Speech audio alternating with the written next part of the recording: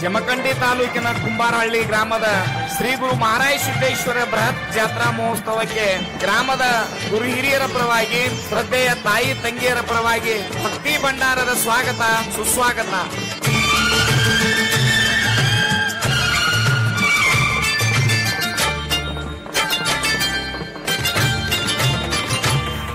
ಭಕ್ತಿಲಿಂದ ಬಾ ಕುಂಬಾರಹಳ್ಳಗ 22 ಪಲ್ಲಕ್ಕಿ ಭೇಟಿ ನೋಡುದಕ